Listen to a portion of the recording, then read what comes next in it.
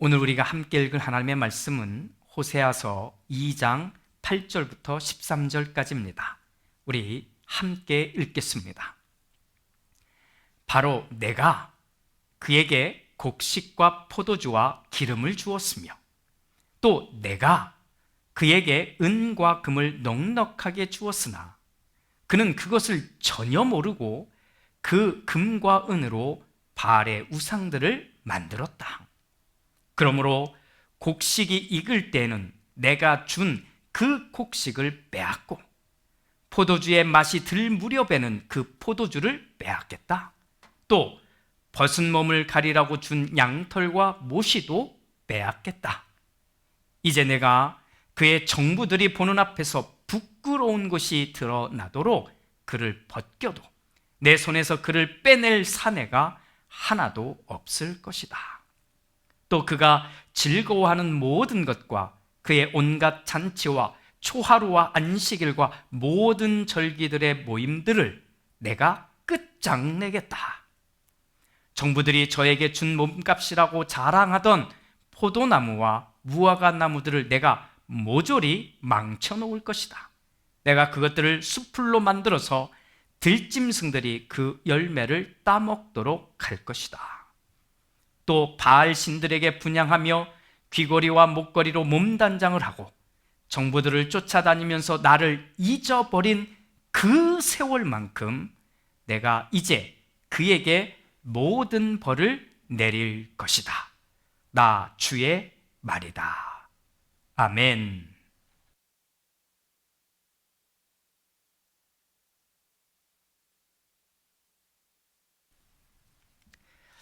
이스라엘의 역사 이야기를 잠깐 해보겠습니다. 이스라엘 민족은 이 가나안 땅에 정착하면서 다른 주변의 나라들처럼 왕을 요구하게 됩니다. 그래서 세워지게 된 왕들이 잘 아는 사울, 다윗, 솔로몬입니다.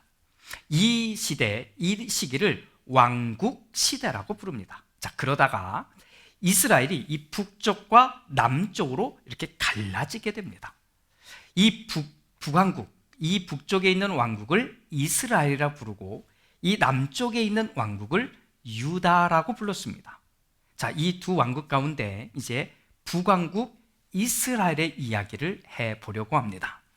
자, 이 북왕국의 첫 번째 왕이 여로보암 1세입니다. 여로보암 1세. 참고로 오늘 우리가 이렇게 읽고 있는, 말씀을 나누고 있는 호세아서의 배경이 되는 시대는 여로보암 2세입니다. 2세의 시대를 말합니다. 자, 1세와 2세. 그러니까 마치 아버지와 아들처럼 보이지만 전혀 상관없습니다. 자, 첫 번째 왕인 여로보암 1세 때 이 북왕국 사람들은 남왕국 유다에 유일하게 있는 하나밖에 없는 예루살렘 성전을 갈 수가 없었습니다. 왜냐하면 남북으로 이렇게 갈라졌기 때문입니다. 그래서 이 여로보암 1세가 이 북쪽에 예루살렘 성전을 대신할 수 있는 두 개의 성소를 만듭니다. 남쪽에 있는 예루살렘의 성전에 갈 수 없게 된 백성들을 위해서 이 베델이라고 하는 곳과 단이라고 하는 이 두 곳에다가 성소를 세운 것입니다. 그리고 그 곳에다가 각각 금송아지를 만들어 놓았습니다.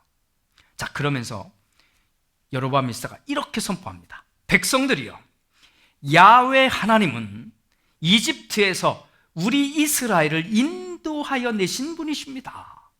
이 나라와 이 민족의 하나님이십니다. 그 하나님이 우리를 다스리십니다. 그 하나님이 바로 여기 베델에, 여기 단에 계십니다.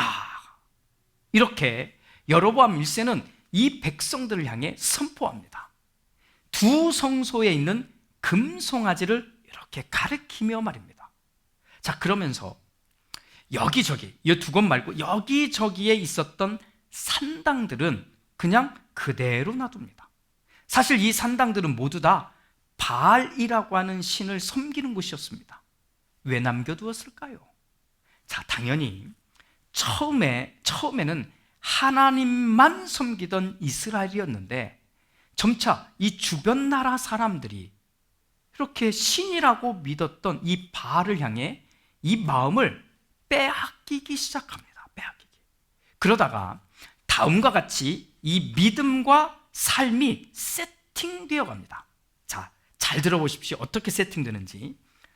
하나님은 민족과 역사적인 큰 문제를 주관하는 분, 이렇게 이해합니다. 이렇게 이해하기 시작합니다. 반면에 바알이라고 하는 신은 매일매일 우리의 삶과 연결된 문제들을 조절하고 주관하는 신이라고 생각합니다. 다시 말하면 하나님은 저 위에 계시면서 인류의 큰 문제, 작은 문제 말고 큰 문제들을 주관하신다면 우리가 살아가는 실제 삶의 문제들은 그 밑에 있는, 저 하나님 밑에 있는 바알이라는 신이 주관한다고 믿게 되었다는 것입니다. 좀 그럴듯하지 않습니까? 자, 그러면 어떤 현상이 일어났을까요? 국가적인 큰 행사, 엄청나게 중요한 일들이 발생할 때는 저 위에 계신 하나님이 계신 성소를 찾아갑니다. 성소. 아까 말했던 두 곳입니다. 하지만 소소한 일, 가정사, 기업, 사업 등 우리가 삶에서 만날 수 있는 일들이 발생하면 저 성소를 가는 게 아니라 가까운 지역에 수없이 만들어 놓았던 바로 그 산당들, 즉 바알에게 경배하는 곳으로 갔던 것입니다. 자, 그러면 이 사람들은 어디를 더 많이 갔을까요? 맞습니다. 당연히 바알에게로 더 많이 갔던 것입니다. 자, 이렇게 세팅된 믿음과 생각의 모양이 고스란히 흘러내려 오늘 우리가 읽은 이 호세아의 시대까지 내려온 것입니다. 물론 이 시대에 오기까지 중간중간에 완전히 하나님에게로 착 돌아갈 수 있는 그런 기회들이 있었습니다. 그런데 그때 살짝만, 정말 살짝만 돌아선 사람들의 모습을 성경은 이렇게 기록하고 있습니다. 열왕기상 22장 43절입니다. 함께 보면 여호사밧은, 자, 여기서 말하는 여호사밧이라는 사람은 이 남왕국 유다의 왕입니다. 자, 여호사밧은 자기의 아버지 아사가 걸어간 길에서 벗어나지 아니하고 그 길을 그대로 걸어서 주님께서 보시기에, 잘 보세요, 정직하게 행하였으나, 좀 느낌이 있으시죠? 행하였으나 그가 산당은 헐어버리지 않아서 백성은 여전히 산당에서 제사를 드리며 분향하였다. 이렇게 말입니다. 또 하나 볼까요? 열왕기상 22장 52절 53절인데 이게 열왕기상 마지막 두 구절입니다. 자, 그는, 거기서 나오는 그는은 이제 북왕국 이스라엘의 왕인 아하시야입니다. 자, 북왕국 이스라엘 왕입니다. 그는 주님께서 보시기에 이스라엘을 죄에 빠뜨리게 한 그의 아버지와 어머니가 걸은 길과 느밧의 아들 여로보암이 걸은 길을 그대로 따라갔다. 여기 여로보암 나왔죠? 그대로 따라갔다. 그럼 어떤 길을 따라갔느냐? 그는 바알을 섬기고 그것에 절을 하여서 그의 아버지가 한 것과 마찬가지로 주 이스라엘의 하나님께서 진노하시게 하였다. 어떤 내용인지 좀 감이 오시지요? 하나님을 완전히 버리고 떠났다는 말이 아닙니다.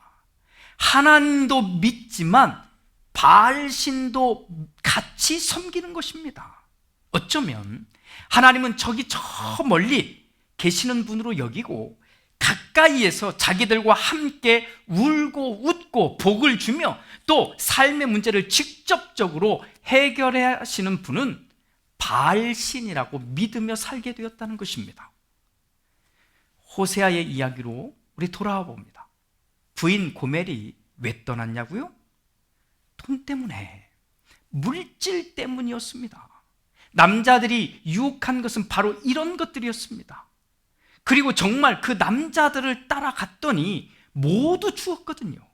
그러니까 나가고 들어왔다가 또 나갔던 것입니다. 이것이 이스라엘과 하나님의 이야기라는 겁니다. 이스라엘과 하나님의 이야기. 이스라엘은 하나님이 아니라 바알이라고 하는 신이 풍요의 신이, 그리고 성공의 신인 이 바알이 자신들에게 이 놀라운 풍요로움을 주었다고 믿게 된 것입니다.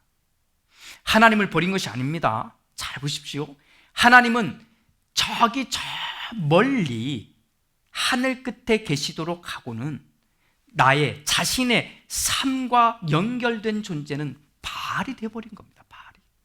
바알 신이 우리에게 이 돈을 주었으며, 바알 신이 우리에게 이 성공과 풍요로움과 감사할 수 있는 모든 것들을 다 주었다고 믿게 된 것입니다. 우리가 읽은 8절, 우리가 8절부터 읽었잖아요. 이 8절부터의 말씀이 이런 상황에서 하나님이 쏟아내신 말씀입니다. 자, 내용은 이럽니다. 자, 바로 나 하나님이 너희에게 곡식과 포도주와 기름을 주었다. 나 하나님이 너희에게 은과 금을 넉넉하게 주었다. 그런데 너희는 그것을 전혀 모르고 그 금과 은으로 바알을 섬기는 것에 온통 다 써버렸다. 너희는 그것들이 나 하나님이 준 것이 아니라 저 바알이 준 것이라고 생각했다는 것이지. 이렇게 말입니다. 그래서 이제부터 하나님이 어떻게 하시겠다는 말씀을 이어갑니다. 계속 보십시오. 이제 곡식이 익을 때에 내가 그것을 빼앗겠다. 또 포도주가 맛이 들어갈 때에, 맛이 들 때에 그때 내가 그 포도주를 빼앗겠다. 고급진 양털 옷과 모시 옷도 빼앗겠다. 잘 들어라. 나 하나님이 너희가 믿는다는 그 바알 앞에서 너희들을 부끄럽게 하겠다. 자, 이제부터 내가 어떻게 너희들에게서 다 빼앗을지를 너희들은 보아라. 그러면서 하나님이 13절에 이렇게 말씀합니다. 정부들을 쫓아다니면서, 즉 바알을 쫓아다니면서 나를 잊어버린 그 세월만큼, 나를 잊어버린 그 세월만큼 내가 이제 너희에게 그 모든 벌을 내리겠다. 나 주 하나님의 말이다. 어쩌면 이 말을 들은 이스라엘 사람들은 이렇게 항변할 수도 있습니다. 우리가 언제 하나님을 잊었습니까? 아니, 우리가 언제 하나님께 예배드리지 않았습니까? 우리는요, 부활절에도 예배했고요, 신년에도 예배했고, 맥주 감사절에도 예배했고, 추수 감사절에도, 성탄절에도 정말 우리가 할 수 있는 모든 것을 다 담아서 화려하고 멋지게 우리는 예배하지 않았습니까? 우리는 절대로 하나님을 잊은 적이 없습니다 라고 말입니다. 그런데 하나님의 말씀은 완전히 다릅니다. 마치 오늘날 현대 교인들이 교회에 와서는 하나님을 찾는데 돌아서서 집으로 가서는 자기 마음대로, 자기 생각대로 사는 것과 같은 것입니다. 하나님을 찾아 예배하고 찬양도 하고 봉사도 하고 헌금도 하면서 그렇게 열심히 하나님을 찾습니다. 그런데 교회 건물 밖으로 나오기만 하면 그때부터는 하나님을 믿는다는 생각만 할 뿐, 자기의 생각, 자기에게 주어진 삶은 자기의 생각, 자기의 판단, 자기의 성공 방식으로만 살아갑니다. 돈, 자기 생각대로 사용합니다. 하나님께 이렇게 드린다는 것까지도 말입니다. 왜요? 이렇게 하면 성공하고 돈을 많이 벌 수 있다는 것을 알기에 그 방식을 따라 열심히 살아가는 것입니다. 자, 이 사람은 하나님을 모를까요? 아닙니다. 압니다. 그런데 하나님만 아는 것이 아니라 마치 수천 년 전 이스라엘 사람들처럼 하나님은 저 멀리에 계시게 하고는 삶으로는 바알신을 따라가듯 세상의 방식대로 생각하고 결정하고 행동하는 겁니다. 오늘날 우리에게 이 바알은 외부에 있지 않습니다. 바알은 내 안에 있는 생각, 내 생각, 내 방식, 이것이 곧 바알일 수 있습니다. 하나님의 것이라고 말은 하면서도, 또 하나님의 것이라고 드리면서도 자기의 계산대로 합니다. 하나님을 믿는다고 하면서도 결국 자기의 방식대로만, 또 세상의 방식대로만 결정합니다. 하나님은 이렇게 하는 그 시간들, 그렇게 하는 그 시간들, 그리고 이렇게 하는 그 모습이 곧 하나님을 잊어버린 세월이라고 말씀하시는 것입니다. 그 세월만큼, 하나님을 잊어버린 그 세월만큼 다시 빼앗아 오겠다고 경고하십니다. 지난주에 우리는 그제서야 라는 말씀을 나누었습니다. 기억하십니까? 그제서야. 오늘은 우리가 이 표현을 기억합시다. 그 세월만큼, 그 세월만큼. 내가 하나님을 믿는다고 말하면서도 정작 내 생각과 내 방식을 따라다닌 그 세월만큼, 그 세월만큼 하나님은 다시 빼앗아 오겠다고 하는 것을, 빼앗아 가시겠다는 것을 우리는 기억합시다. 저는 여러분에게 하나님을 무서워하라고 말하는 게 아닙니다.